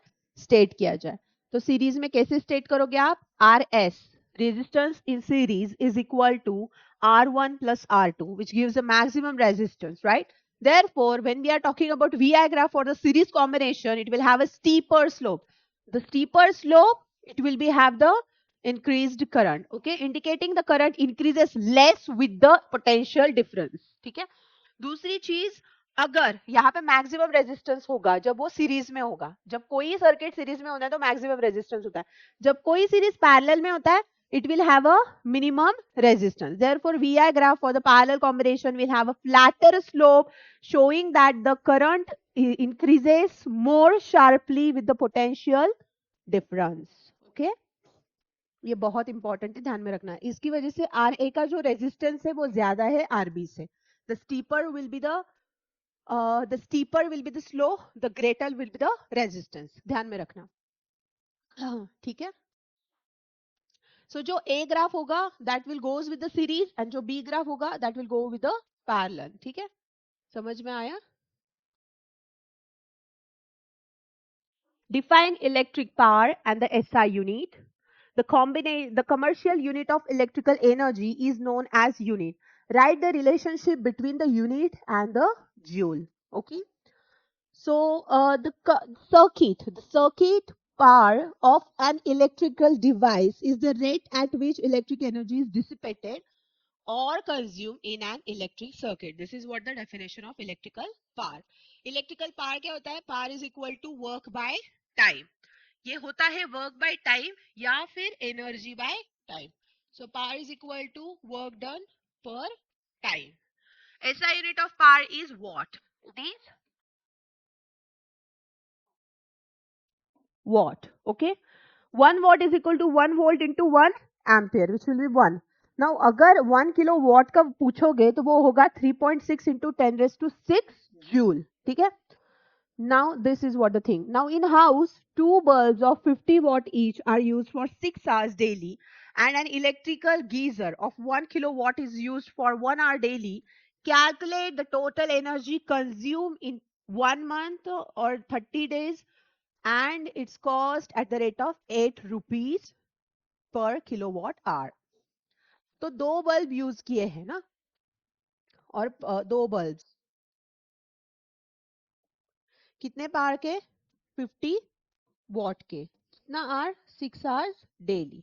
तो मतलब जो भी एनर्जी यूज होगी वो कितनी होगी? वो होगी 2 बल्ब्स ऑफ, और वो 6 आवर्स यूज किया गया, फिर 1 गीजर यूज किया गया 1 किलोवाट का. ठीक है. तो ये इतना मतलब कंजम्पशन हुआ है. ठीक है. उसके बाद क्या पूछा है? 1 kilowatt hour is used 1 hour daily. ठीक है. तो ये भी कितना किया? 1 आवर डेली यूज किया गया. तो what will be the answer about it? It's answer is 600 kilowatt. कितना आएगा ये? 600 किलोवाट, है ना? Hour. Okay. This will be in kilowatt, watt hour. So watt hour ये होगा 600, ये होगा 1000. So 1600 watt hour. Now 30 days का निकालना है, मतलब इसको 30 से मल्टीप्लाई करना पड़ेगा. सो कितना आएगा ये? 48,000 वॉट आर. मतलब ये आएगा 48 किलो वॉट आर. ओके. और ये जब 48 किलोवाट आवर, ये जब मल्टीप्लाई करेंगे हम 8 रुपए से, तो हमें मिलेगा ₹384. मतलब कितने हो गए? 384 रुपीज महीने के हो गए, अगर दो 50 वॉट के और 1 किलोवाट आवर का गीजर ऑन डेली बेसिस कोई चला रहा है तो. ठीक है. समझ में आया? इसका स्क्रीनशॉट ले लो और ये लिख लो, बाद में आपको समझ में आ जाएगा कि क्या किया क्या नहीं किया. If four identical resistors of resistance 8 ohm are first connected in series so as to give an effective resistance Rs, then connected in parallel so as to give an effective resistance Rp, then the ratio to Rs by Rp is. तो Rs by Rp क्या होगा? सबसे पहली बात, अगर identical resistance है, ठीक है, 8 ओहम के, और वो केस में लगाए, सीरीज में लगाए, और दूसरी बात वो फिर से पैरेलल में लगाए, तो क्या होगा? It will be like this. पहले सीरीज में लगाए 4 रेजिस्टेंस, तो वो कितने हो जाएंगे? वो हो जाएंगे R S is equal to R1 plus R2 plus R3 plus R4. मतलब 8 इंटू 4 हो गया 32 ओहम, है ना? दूसरा वही पैरेलल में लगाएंगे.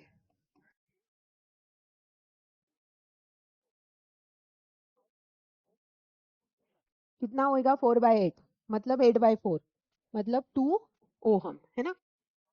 बराबर. आर एस बाय आरपी मतलब 32/2 मतलब 16. सो कौन सा ऑप्शन यहाँ पे फिट बैठता है? 16. Option D. R S by RP division में डालने का है दोनों आंसर को, 16 will be the final answer. समझ में आया? इतने इजी क्वेश्चंस होते हैं. Next question. In the following diagram, the position of needle is shown on the scale of the voltmeter. The list count of the voltmeter and the reading shown by it respectively are. तो कौन सा होगा यहाँ पे? सी. एक तो 1.5 है ना, और यहाँ पे 3 है, मतलब ये बढ़ रहा है 1.5 यहाँ तक आया, मतलब यहाँ पे ये कितना हो गया? 1 2 3 4 5 6 7 8 9 10, है ना? मतलब ये जो है ये कितना है? 1.5, 1.5 से लेके 1.6 है या 1.8 है. तो ये स्केल कितना करेगा काउंट?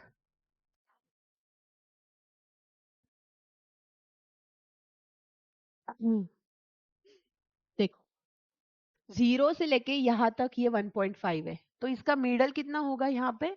ये होगा 0.7, है ना? 8 9 10 11 12, it will be like that. ये 1.5 यहाँ तक आ गया.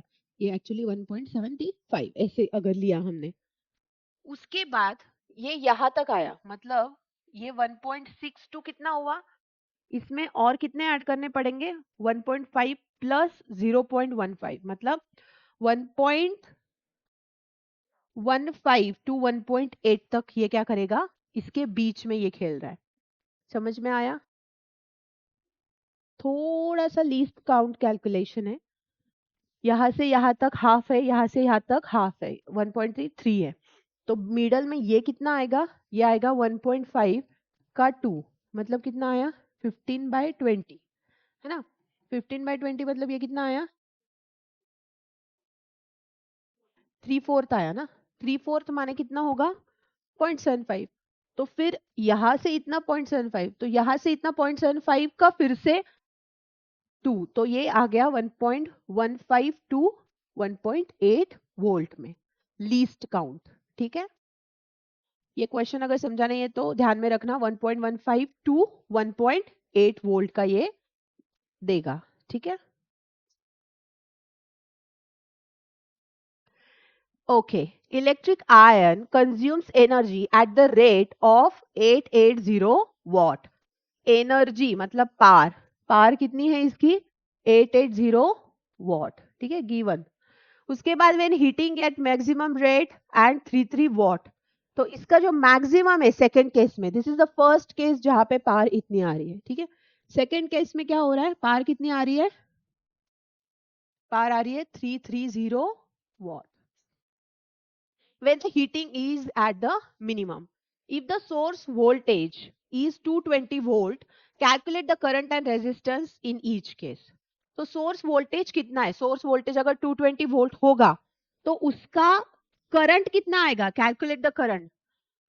ये वाला फॉर्मूला हमको पता है, वी आई पी, है ना, मतलब V I is equal to P. Voltage कितना है 220, आई पता नहीं, पावर कितना है 880, सो आई कितना होगा 880 डिवाइडेड बाय 220 कट 4, मतलब आई कितना हो गया 4 एम्पियर।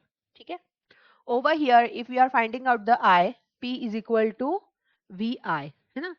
सो पावर है 330, वी कितना है 220, I, so 330 divided by 220 is equal to I, 2 जा 3 जा, मतलब आई यहाँ पे कितना आया 1.5 एम्पियर।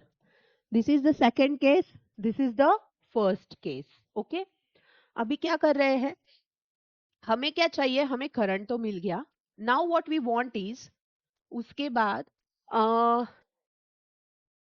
सेकेंड केस का भी करंट हमने निकाल लिया, उन्होंने बोला है कि रेजिस्टेंस भी निकालना है। ठीक है, सो रेजिस्टेंस का फॉर्मूला तो पता है, पावर इज इक्वल टू क्या आएगा, power is equal to V square by R, है ना।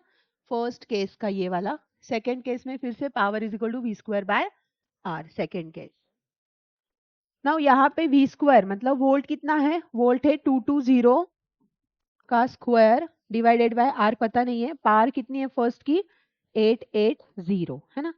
तो ये आर यहाँ पे जाएगा और ये 880 यहाँ नीचे आएगा।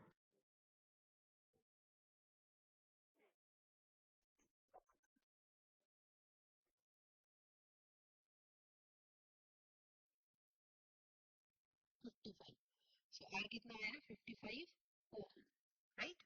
सेकेंड केस में पावर कितना है 330 इज इक्वल टू, वोल्ट तो उतना ही है, फिर से इंटरचेंज करेंगे, आर ऊपर चला जाएगा, इसको हम डबल में लिख देंगे बिकॉज ये स्क्वायर है, नीचे 330, ये कट हो गया, ये कट हो गया, 2 जा 11, 3 जा 3 से यहाँ पे 440/3 करना पड़ेगा, तो इट विल बी लाइक 1 जा 1, देन एक हो गया, एक रह गया तो 3, 4 जा और फिर 2 रह गए तो 3 7 जा 147 if I am not wrong. One कितना आ रहा है यहाँ पे, रेजिस्टेंस कितना आ रहा है सेकंड का 443, हाँ। तो यहाँ पे उन्होंने 440/3 ओहम ऐसे लिखा है, ये भी लिख सकते हो या फिर फ्रैक्शन में भी लिख सकते हो। ठीक है, जो आपकी मर्जी, कोई टेंशन नहीं, आपको फुल मार्क्स मिल जाएंगे इस चीज।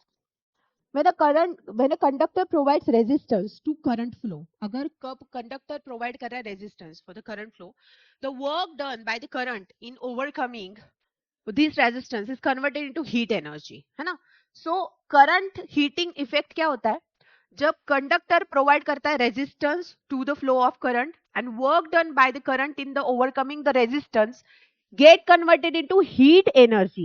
This is known as current heating effect. Definition, सबसे important definition current heating effect की क्या है? What is the definition? When a conductor provides resistance to a current flow, the work done by the current in overcoming the resistance get converted into heat energy. That is known as current heating effect. Current flow हो रहा है but conductor क्या कर रहा है, resistance provide कर रहा है. उस रेजिस्टेंस को ओवरकम करने के लिए करंट बढ़ गया, और जब करंट बढ़ गया तो उसका जो कन्वर्जन है वो हीट में हो गया. That is known as current heating effect.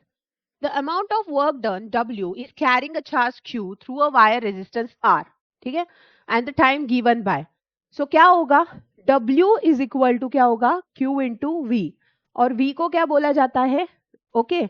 Then now your Q is nothing but what? I is equal to Q by T ना. So Q is nothing but I into T into V, है ना.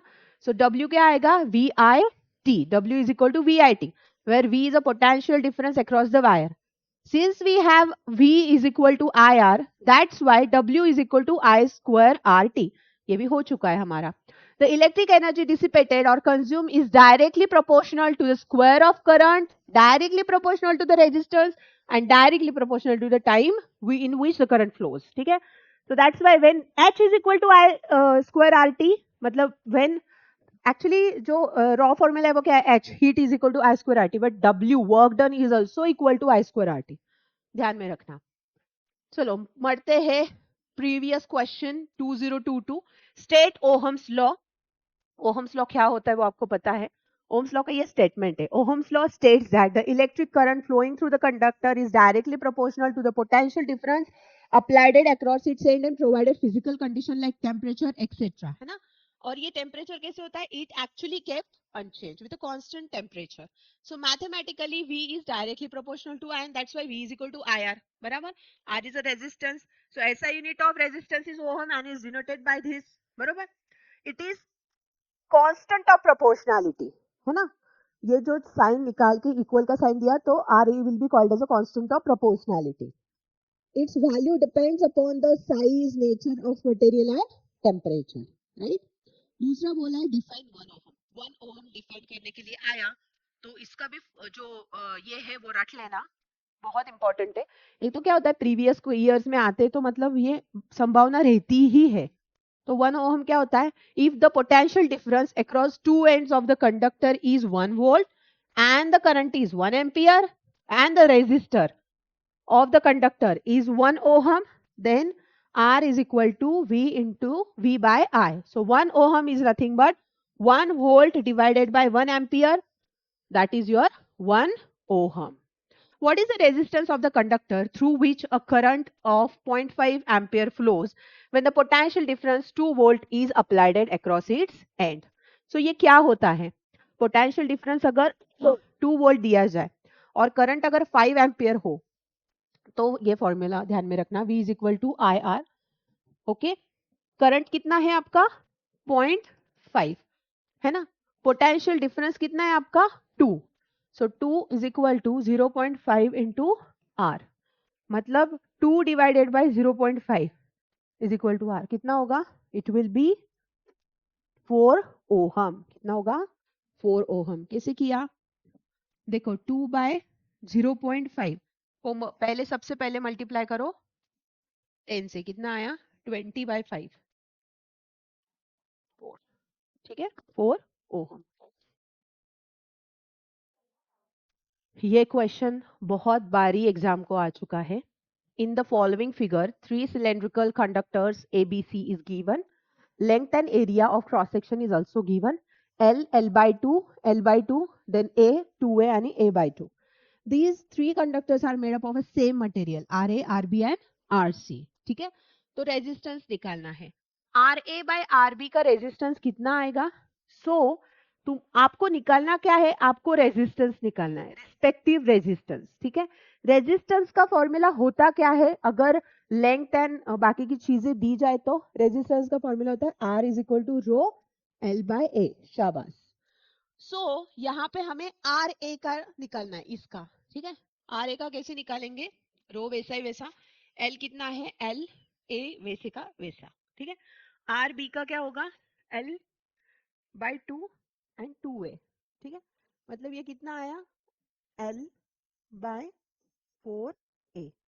उसके बाद ये आ गया 4, ठीक है। उसके बाद उन्होंने पूछा है आरसी का निकालो, ठीक है।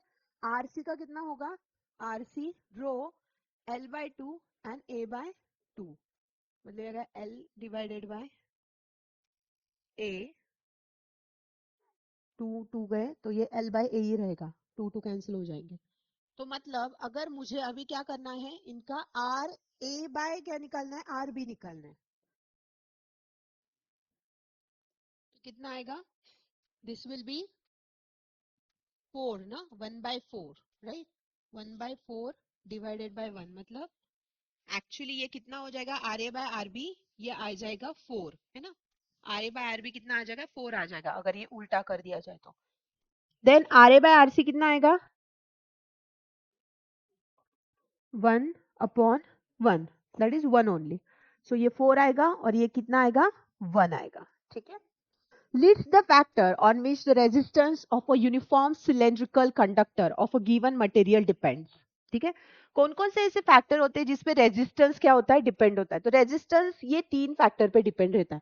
वेरी फर्स्ट रेजिस्टेंस का जो फॉर्मूला होता है वो होता है रो एल बाय ए, मतलब directly proportional to the length of the wire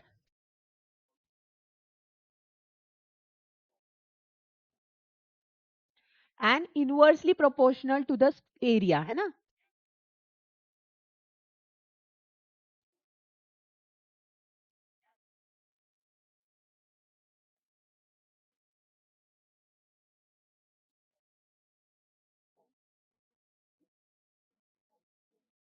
okay, got it. Rho is the resistivity, R is 10 ohm, rho is 50 into 10 raised to minus 8 and radius कितनी होगी 0.01 ओहम, ठीक है। तो उन्होंने उन्होंने बोला कि लेंथ फाइंड करो, अगर रेजिस्टेंस कितना है 0.01 ओहम है, तो R is equal to rho L by A. Find out क्या करनी है, क्या फाइंड आउट करना है, लेंथ ऑफ द वायर। हाँ, रेजिस्टेंस कितना दिया है 0.01, एक second. Okay, this is the radius, this is not the resistance. Resistance दिया गया है 10, ठीक है। इज इक्वल टू लेंथ निकालनी है, रो कितना दिया है 50 into 10 raise to minus 8 and area pi R square. So ये पूरा यहाँ पे शिफ्ट कर देंगे, क्या होगा 10 into pi R square divided by 50 into 10 raise to minus 8। कितना आया ये 3.14, है ना। 3.14 इंटू 0 पॉइंट आर, आर कितनी है radius 0.01, 01 divided by square divided by 50 into 10 raise to minus 8, ठीक है। तो over here the calculation will B,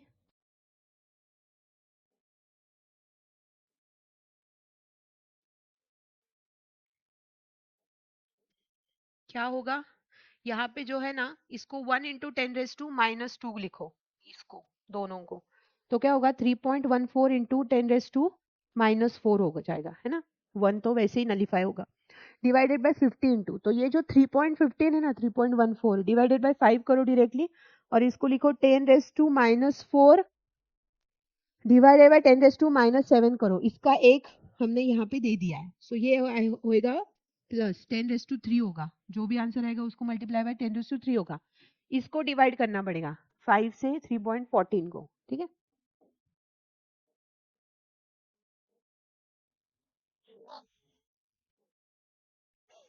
so 0.628 metre, metre और या सेंटीमीटर, ओ नो सेंटीमीटर, ठीक है. So this will be the answer 0.628 centimetre. Okay. Calculate the equivalent resistance of the following electrical circuit. सबसे पहली बात यहाँ पे जो भी कैलकुलेशन होगी, तो देखो ये जो है ना ये इसके साथ सीरीज में पैरेलल है, तो अगर ये 20 और 20 का पैरेलल निकाल के क्या होगा, ये पूरा सीरीज में कन्वर्ट हो जाएगा. मतलब मैं आपको बताती हूँ कैसे होगा.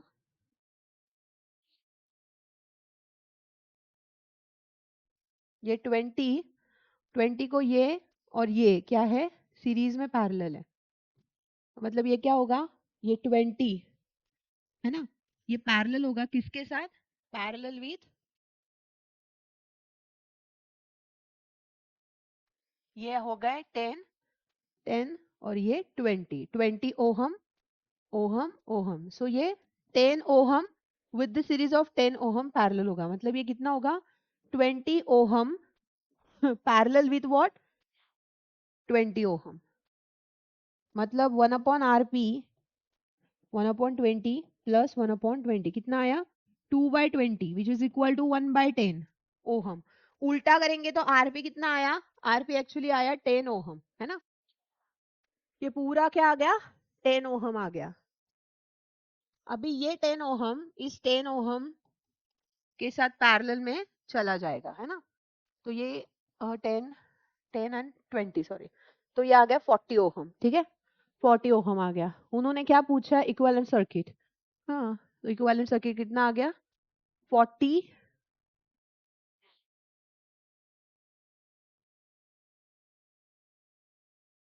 ओहम. ठीक है, so the equivalent circuit is 40 ohm. Okay, write the formula for determining the equivalent circuit of A and B for the following. भाई ये साहब ये है सीरीज में, तो फॉर्मूला क्या आएगा, R S is equal to R one plus R two plus R three. ये पैरेलल में है तो फॉर्मूला क्या आएगा, 1/rp is equal to 1/r1 plus 1/r2 plus 1/r3. Perfect. If the equivalent resistance of the arrangement first and second are this kind of a respectively, then which of the following graph is correctly labeled? Okay.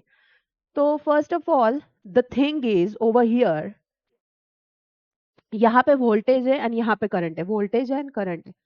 तो R S ज्यादा होगा या RP ज्यादा होगा, ये पहले ही हमने clear कर दिया है कि सबसे ज्यादा करंट जो बहेगा वो कौन सा बहेगा, सीरीज का बहेगा. तो सीरीज का हमेशा याद रखना, सीरीज में जो रेजिस्टेंस होता है वो सबसे ज्यादा होता है. So R S is always greater than RP, ये ध्यान में रखना.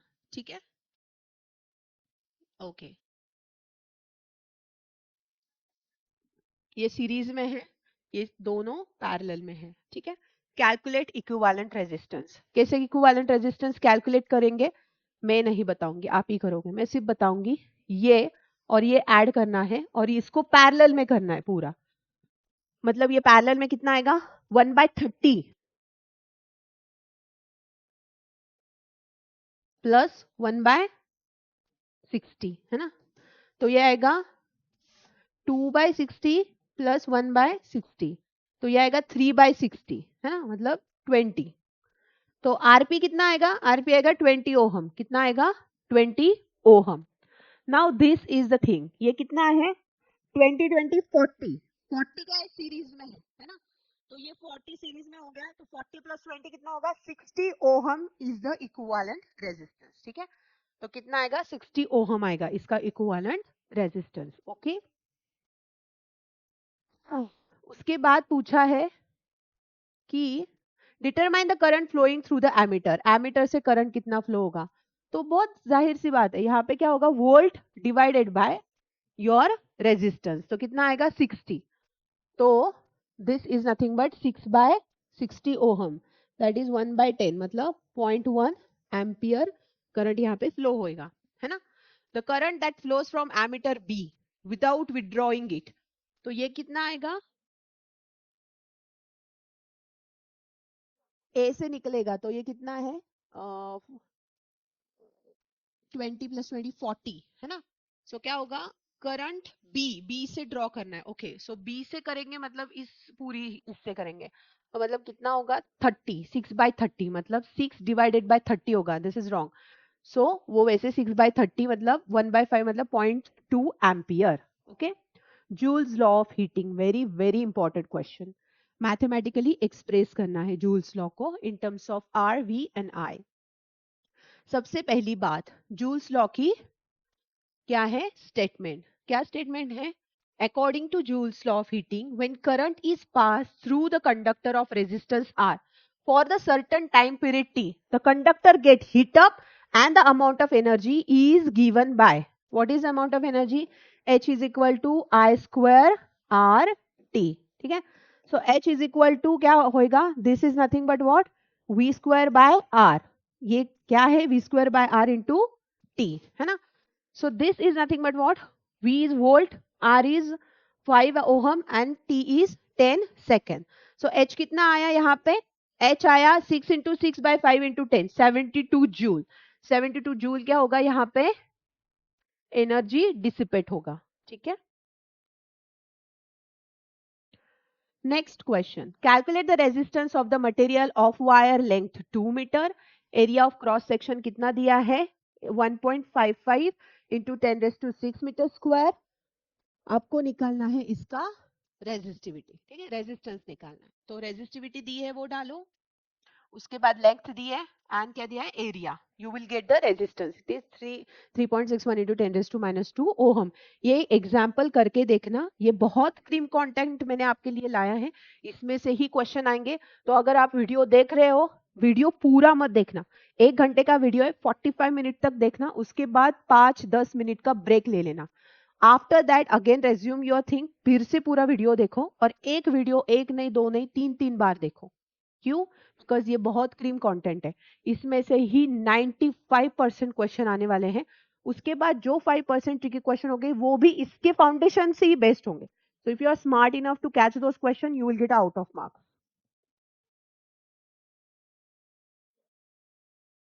Electric heater rated at 1100 watt operates at 220 volt.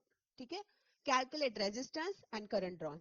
तो यहाँ पे अपने को पावर दी है और क्या दिया है? वोल्ट दिया है. तो अपने को पता है अगर रेजिस्टेंस निकालना है तो वी स्क्वायर बाय पी, है ना. So this is the formula. R is equal to V square by P. You will get R is equal to 44 ohm. Operating voltage कितना होगा? सो ऑपरेटिंग आई निकालना है. आई निकालना है करंट ड्रॉन बाय इट. तो voltage कितना है? 220 वोल्ट. उसमें ये डाल दो, you will gate 5 ampere current. What is the meaning of power of an electrical device? SI unit. ये हमने सॉल्व किया है लास्ट टाइम. तो ये क्वेश्चन का स्क्रीनशॉट मारना और वैसे ही अटेम्प्ट करना. ये वाला क्वेश्चन हमारा हो चुका है. मैंने बोला ना, वही वही क्वेश्चन आएंगे, दूसरे क्वेश्चन आएंगे ही नहीं. उसके बाद यहाँ पे देखो क्या दिया है. Define electric power and SI unit. हमें पता है इलेक्ट्रिक पावर का डेफिनेशन भी पता है और उसका एसआई यूनिट भी पता है. उसके बाद 2 लैम्प्स 1 रेटिंग, वो वाला क्वेश्चन है जो पिछले टाइम ने हमने सॉल्व किया था, है ना. तो यहाँ पे पावर कितनी है? 100 वॉट है एंड वोल्टेज कितना है? 220 वॉट है ना. उसके बाद V2, P2 एंड V2 भी है. पावर के लिए in terms of V and I formula क्या है? P is equal to VI. So I is equal to क्या आएगा? P by V. You will get 0.27 ampere. Again, you need to add the current and you will get the total current. ठीक है. Again, define the electric power. देखो, again power का formula. So power का formula क्या है? Electric power के तो definition हमने रट ली, वही लिखना. पावर का फॉर्मूला क्या है? Work done by time. अगर इतने टाइम पावर का क्वेश्चन आ रहे हैं तो सोचो पावर कितना इंपॉर्टेंट होगा. इसलिए उस चीजों पे कंसंट्रेट करना जो चीजें यहाँ पे कंटेंट में दी गई है, उसको अच्छे से लर्न करना. And then the relation between this. So P is equal to VI, है ना. P is equal to I square R. Previous year questions 2021. 2 lamps, one rated 100 watt and at 220 volt, another rated 6 watt at 220 volt are connected in parallel to electrical main supply. What current is drawn from the line if the supply voltage is 220? तो यहाँ पे क्या निकालना है? I1 and I2 निकालना है, right. I1 हमने निकाला, I2 हमने निकाला, उनको बस हमें ऐड करना है and you will get the answer. इसका स्क्रीनशॉट लो और ये वाला क्वेश्चन अच्छे से अटेम्प्ट करो. चलो बढ़ते हैं हमारे 2020 क्वेश्चन. जब कोरोना का पीरियड था तब के questions. If a person have 5 resistor each, okay, उसकी वैल्यू है 5 ओहम ईच, ठीक है। तो क्या होगा, एक मैक्सिमम रेजिस्टेंस ऑब्टेन बाय कितना आएगा, 5 रेजिस्टर्स है और 5 ओहम ईच, मतलब 5 इंटू 5 कितना आएगा, 25 ohm. The maximum resistance can be made using the resistors each of 2 ohm. 4 resistor के लिए 4 इंटू 2 मतलब 8 ohm is the answer. Maximum resistance can using this, again the same, oh 4 resistor मतलब 4 into 1/2 मतलब कितना आएगा यहाँ पे 2 ohm. And this way I am getting done with the electricity and you also get done with the electricity। बहुत interesting topic है। मैं कभी नहीं बोलूंगी कि अभी एनसीईआरटी पढ़ना स्टार्ट कर दो, वो दिन चले गए एनसीईआरटी पढ़ने के। अभी फोकस ऑन योर नोट्स, जो भी आपको नोट्स जिसी ने भी दिए, क्लास के नोट्स हो, आपके ट्यूशन के नोट्स हो, किसी का मॉड्यूल हो, है ना, वो प्रॉपर होगा, उससे अच्छे से रीड करो और ये वीडियो 3 बार देखना है, ठीक है। Thanks for watching the video, stay tune, subscribe and share, और प्लीज यार सब्सक्राइबर बढ़ा दो अब।